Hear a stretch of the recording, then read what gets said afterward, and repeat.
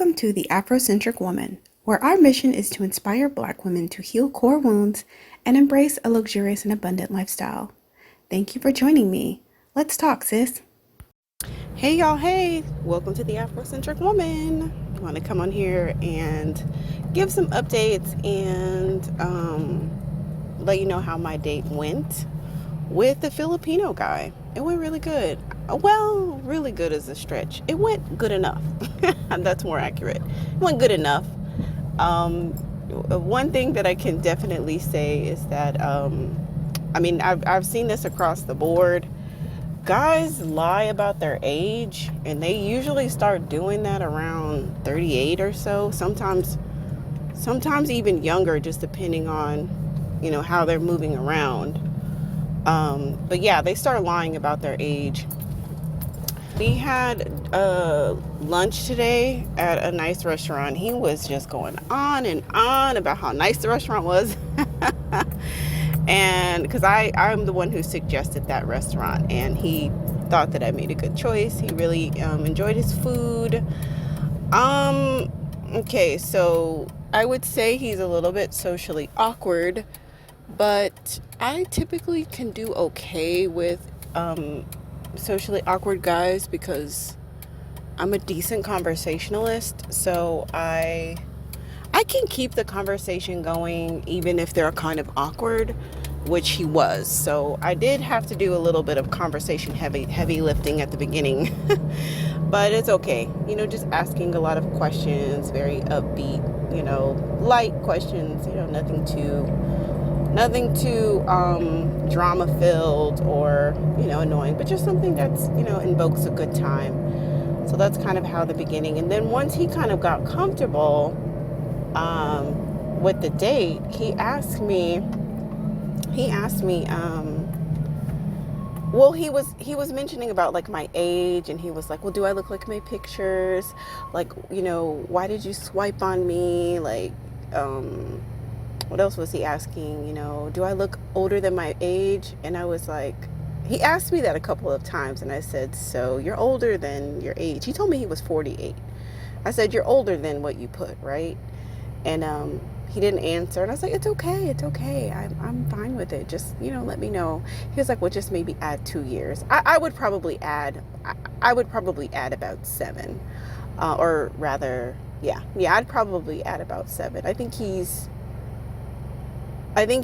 7 years older. I think he's about 55. In other words, that's what I'm trying to say. He said he was 48. I think he's more like 55. And I said, well, we were talking, and I said, well, it's not a big deal. And I know that, I've had experience. I know that guys have lied to me in the past about their age, or they have put a different age. Why do you think guys do that?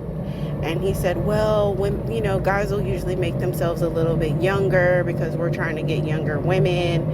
And that's why we do that. And I said, okay, well, and he's like, but you're so beautiful, and you look like your pictures, and, you look better in person. And he's just like, why would you want to be here? Why did you pick me? And I just don't know how I'm here sitting with you right now. And in retrospect, this is just really like the perfect situation. This is the perfect situation. You want a man that's going to feel honored to be with you. You're going to want a man that feels like you are the prize. Like, oh my gosh, the woman that I'm with is so beautiful. She's so this, she's so that. You don't want to be with someone who could take you or could leave you or could whatever, who's indifferent about you, or you're not their type, or they don't find you to be beautiful and inspirational. You want to be with that man that dotes on you and that makes it very clear that you are the prize. He didn't start complimenting me until towards like the middle to the end of the date, like towards like as we were like finishing up our entree. That's when he started laying on the compliment. So he didn't compliment me initially, which I thought was a little strange, but it was okay. Like I said, he was very socially awkward. So I really think he needed to relax. And once he relaxed and felt more comfortable talking with me, he started laying it on. He was like, you're tall, and you've got the body, and you're beautiful, and I just don't know how I'm here. I said, oh, you like tall women? He said, yes, I do. You have on heels too. Like, you like tall women who wear heels? He's like, yeah, I do. So I just saw a wreck, so I needed to take a pause for the cause. But yeah, he just went on like about how beautiful I was, and I'm like, okay, cool. So he was telling me about a few things as far as like his employment situation, you know, and I'm gathering all this information as it pertains to how exactly are you going to fit into my life? Like, how much energy can I devote to this? Can you afford to date me? How is this going to go for me? Because it's great that you think I'm the bee's knees. That's wonderful that we can check that off the list. But then next, I need to assess how financially viable are you? Are you really in a position to date me? Are you about that life? I need to know that. So he's telling me about this consultancy, and I'm like, I'm thinking, you work for an agency. That makes me believe I'm not too keen on that, because the agency's probably taking the bulk of the contract of whatever projects you're doing, you know, so you're not getting all that money for you. So that made me uneasy. But he said he had 2 jobs, but he might be dropping one of them because it's kind of stressing him out. So I'm thinking like, well, probably if you want to date me, you probably want to go ahead and keep that second job, because you're going to need it. You're going to need it. So we'll see. I mean, I can't definitively say he can't afford to date me, or that he's too frugal. I can't say that, but I'm vigilant of it. I'm going to be observing if it's actually going to be a good dating situation for me. Now, towards the end of the date, he did ask me on a second date, which was great. It was wonderful. Don't have to wonder if we're going to go out again. He already asked me that he wanted to take me on a second date, so there's that. And okay, so here's the other thing. I don't give out my phone number pre-date. This is something that I've been doing for the past few months, and it works great for me. I don't give out my number to guys before I meet them. I make them ask me in person. And I would suggest you do something similar. You don't have to go so far as what I'm doing. Like, I literally won't give out my number before I meet them, but you could do something similar. Just make him work for your number. You know, in other words, like the first time he asks for it, or the first time he just gives you his number, say, hey, text me. Don't just turn around and text him. You know, don't give it away so easy. Let him work for the number. So if he texts you, if you're talking to him on the app and he texts you, he sends you a message like, hey, text me here, or give me your number, let me call you, you know, just say, well, let's talk here a little bit longer. I just want to feel more comfortable. Or like, I prefer to talk here. You don't have to say I want to be more comfortable. You can say, I prefer to talk here just a little bit longer before we move to exchanging number step. So this does a lot of things. Number one, it saves you the drama of potentially giving out your number to someone that you're going to have to later block. And I know blocking is possible, but I've had guys back in the day when I used to give my number out, I've had guys call me from different numbers asking me, why'd you block me? Why'd you block me? You know, calling me from 2 and 3 different numbers. To this day, I still get random text messages from numbers. I don't even know who these guys are. There'll be guys, I'll block them. They call me and text me from different numbers. I'm like, what do you want, bro? I already blocked you. Leave me alone. So by making it more difficult to making your number a bit more exclusive, you will save yourself the whole blocking situation. As you are, you won't completely save yourself, but you'll minimize the need to have to block people. And then another thing it does is it inconveniences him a little bit. It makes him wait. It puts him on your timeline and not his timeline.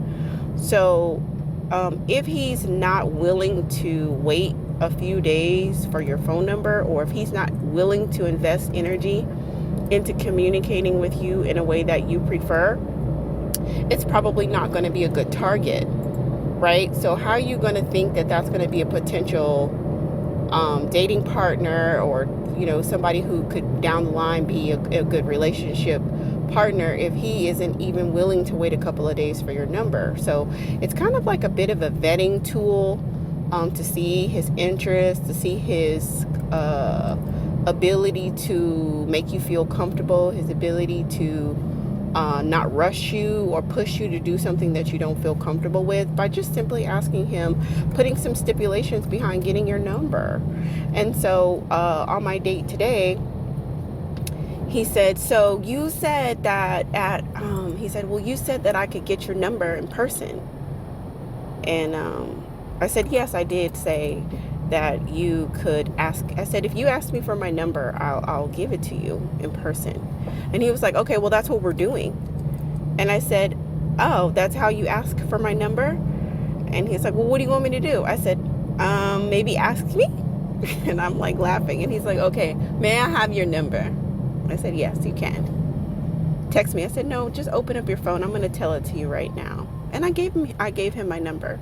So, what that tells me is that, he can take direction. He can, do things the way that makes me feel comfortable. He's willing to handle me a certain way and not just handle me like anything. He's willing to, have some formality around this courtship thing, because, you definitely don't want to lose that formality too soon and let them get too comfortable too soon, because you really haven't developed that level of rapport and comfortability with that person. So that's just something to consider. I do want to do another video just on steps altogether, and what you do at what step, at what level of the dating process. So that way you can kind of, understand how to manage your time, energy, and attention.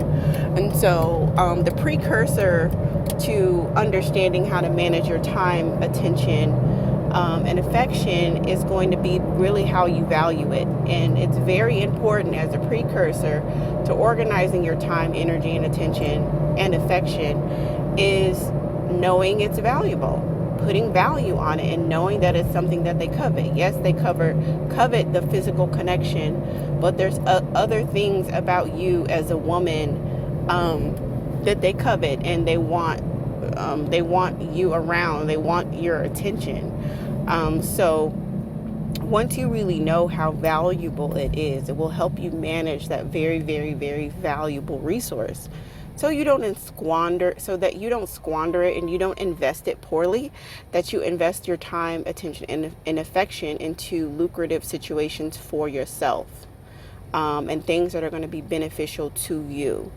And so how you dole it out and how you manage it and what steps make sense for you, because, you need to decide exactly what are your dating goals, what are you trying to achieve, what do you want to get out of the dating journey.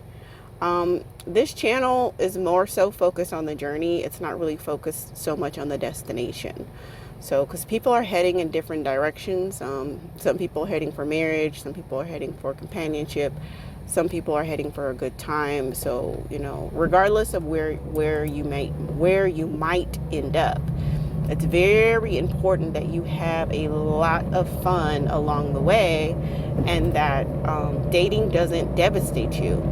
Dating without devastation is promoted on this channel. Dating that is fun, dating that helps you learn about yourself, helps you really move in your femininity and cultivate that aspect of yourself and various archetypes within femininity, as different situations require different manifestations of aspects of yourself. You're multi-layered, multifaceted women, and so figuring out what to do when, and what to play up or what to play down, how to be agenda driven, and garner investment in your life, attractive investment into your life from provider men. so you can have fun along the dating journey. So that was my date with him. I do look forward to the second one, and hopefully he hasn't bitten off more than he can chew. But what if he has? He has. I mean, nonetheless, we had a great lunch.